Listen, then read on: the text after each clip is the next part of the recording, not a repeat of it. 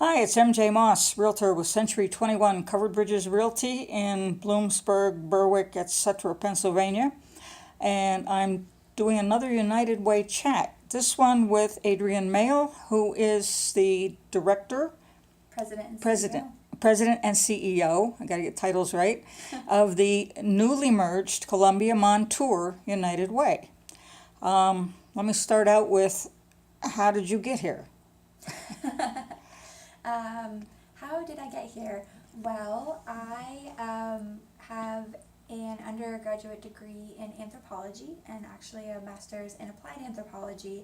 And the time that I spent in grad school was really working with nonprofit organizations, understanding how individual community members can be a part of their community and how real community development can happen in that way. So out of grad school, I took a job with a nonprofit organization, Downtown Bloomsburg Incorporated, came back to the area. I had been away but grew up in Bloomsburg, and learned that I loved being a part of my community and learned a lot in the nonprofit I was in. But revitalizing Main Street is a little bit different than my true passion of making sure that people are safe and secure in their homes and have all the basic human needs to lead a fully functioning life. So when the position for United Way of Columbia County became open, I actually had someone talk to me about the idea that United Way was moving from an organization where they pass through money from fundraising at the United Way level to nonprofit organizations to this real model of understanding community need and having United Way play an integral role in making sure that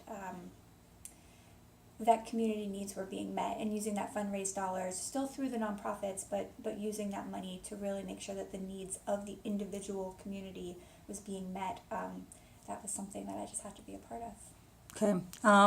I don't remember exactly the first time I met you, but I know that we had some conversation when I spoke for EOS.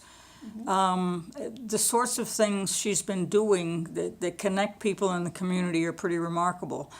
I also met Josh Nespoli, who has become a good friend, and with whom I've done an interview, through the business, doing business with diversity seminar, workshop, whatever, that was held down at Pine Barn Inn.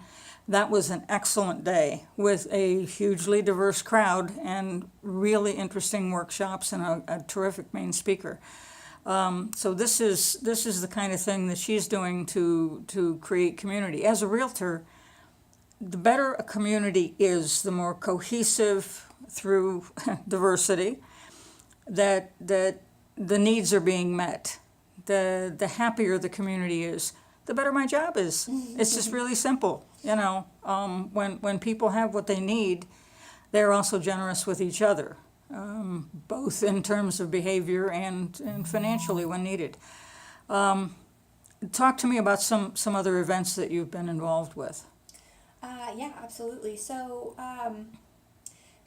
right now, the United Way, and someone actually said it to me really, really nicely, we're very much in a kind of a hybrid position. So the money that we fundraise through our campaign, which is just now kicks off in the fall of every year, our annual campaign, that money is still being used to support our 24 partner organizations, which we are extremely proud to support.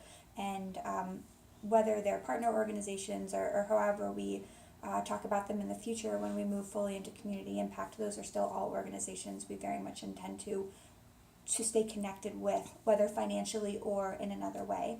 But what we are also doing is seeking out new partners, because there are a lot of really amazing things happening in the community and we want to be a part of it. So a big part of what we do is work with the Coalition for Social Equity. The Diversity Summit that you were talking about was and actually a regional United Way and a Coalition for Social Equity event. We are also doing things like working with Community Strategies Group, which is who Josh Nespoli works for. We just kicked off a program with First Columbia Bank as a third partner, a revolving car loan, where we are actually getting people who could greatly increase their earnings if they only had that car. And a lot of times there's a lot of barriers to getting a car, bad credit being one of them. just the, kind of the inability, if you're not working because you don't have transportation to get there, how do you get the money to do it? It's a real cycle. So we're getting people into cars, and we actually just on Monday met with the first person that we're going to get into a car, and had her meet with Klingerman Brothers, who is another partner on the program, and they're currently looking for a car. She'll be in one in the next couple of weeks. Excellent. So exciting. We've Excellent. got some money to get a few other people off and running on that too. A lot of policies and procedures in place. That was not a simple program to get running. So it's not as simple as that, but it is a great program. We're also running a volunteer tax assistance program, just like Berwick United Way. That was something that the university had actually done for years, and they unfortunately had to drop it last year. And where United Way can really come into play is we heard they were going to drop it. They helped over 300 individuals last year, and when we heard that they were going to drop that program, we were like, whoa, you can't just do that to the community. And we picked it up and ran with it, and were able to help a lot of people. We are, on kind of a flip side, very passionate about making sure that there are so many amazing people and organizations working in this community to make it a better place, and there's a lot of need here, and it's very easy to accidentally start recreating what another group is doing, because it's also very hard to stay on top of what every other group is doing. So we're doing a lot of work looking at organizations, nonprofits, and others that are doing work with people who we might classify as living in poverty, and trying to best decide how we can take a look at transportation and at housing and at workforce development and all of those things that make up making sure that people are safe and secure in their homes. And the United Way is kind of calling together meetings where we take a look at all the different things being done and decide if there's not a way that we can work together even better. So that's, a lot of what we're doing, because if we can all be working together instead of working in silos, Right. that's an important thing. Sure. And not lastly, but the last thing that I'll kind of talk about that we're currently doing, which is catching a lot of enthusiasm as well, is a Columbia Montour Opioid Coalition.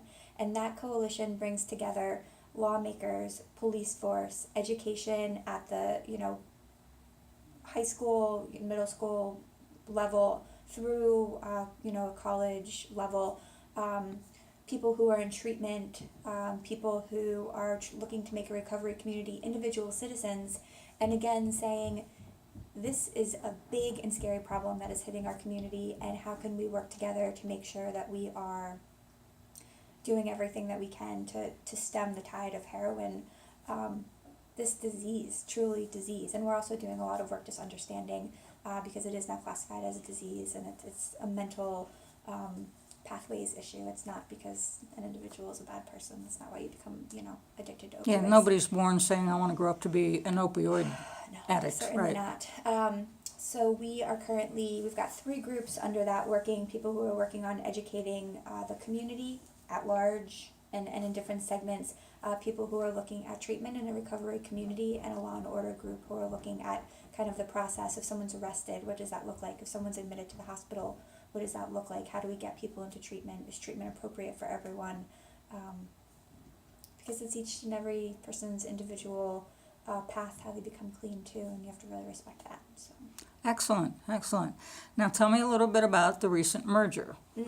So we call it a consolidation because we certainly, because Columbia County is obviously a bigger county than Montour County, the smallest county in our state, Right. Do not in any way want it to be perceived that we have just bowled over Montour County.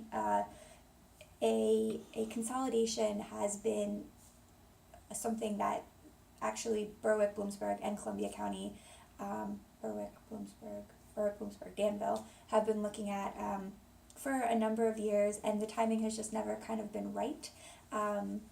We, as a regional United Way, Greater Susquehanna Valley, and actually even beyond Berwick, but certainly between the 4 of us, we work together very closely. We've got a lot of joint programming going on, and we talk a lot about whether consolidation is right for us, because we want to make sure that as many of the dollars that we take in as possible are going back to the community in a responsible way. So the first consolidation that made sense was between Danville and I. So we worked together. Francis Moyer is the executive director of United Way of Columbia and Montour County. We worked together for a good solid year, making sure, of course, all the paperwork was in place, figuring out what was going to happen with our board, figuring out where we were going to be housed, all of those things that, make a successful merger, having a lot of conversation. And so as of July 1st of this year, we are officially consolidated. Fran is going to stay with the organization through the end of the year, and then he is going to be retiring, which is fantastic for him. Anyone that was a part of either board has decided to actually stay as a part of this consolidated Good. board, which is exciting. We have done a lot of work meeting with partner agencies on both sides to make sure that everyone has got clear information coming from the United Way and there's not kind of miscommunication going on. We try at least. We actually next Wednesday night have got a board member and partner agency meet and greet, which I'm really excited about. Good. So that's just in an effort to make sure that we're all understanding what each other's organizations are doing, that partner agencies feel like they can reach out to each and every board member if they need something. But the consolidation, I think, has been very successful and is really important for our community, because when we can join forces out of the consolidation, I guess I'll just say, we were able to hire a campaign coordinator. So we now have Bryn Lewis, who is our part-time for now campaign coordinator. And so that is allowing Fran to do some work with the campaign as well, and all the other things he's doing to kind of manage the Danville office until that's shut down in December. It allows Bryn to work on the campaign, which is something that, because we did have a campaign that was we did not hit our fundraising goal last year, and we do not want that to happen again. She's full force on campaign and has experience with past United Ways in doing that, and it allows me to continue and not stop all the work that I'm doing in the community because the campaign's here. So of course I'm working with Bryn closely, but I'm able to kind of go off and do all this other great stuff, and make our community presence a full-time year-round thing. So Super. it was amazing. Yeah. What kind of events do you have coming up later this year? I will say, because it was just myself in the office for a long time, really pulled away from a traditional event Okay. through the United Way. We twice a year do a Trash to Treasure event, so that's January and Right. May. We do, through the Coalition for Social Equity and others, now through our Opioid Coalition, a lot of smaller events. So some things to kind of note are September 21st at 7 p.m. tentatively at First Presbyterian Church. We are actually going to have a panel of people who are in recovery from opioid and other addictions, super. to kind of learn, have them be able to share their experience and then ask respectful questions. The Columbia County Coroner will also be there to answer questions about opioid addiction, so we're excited about that. Then we have coming up after that a 3-part series on poverty that we're going to be running with Agape, with the United Way, and with the Coalition for Social Equity. October 10th is a poverty simulation at Wesley United Methodist Church. October 17th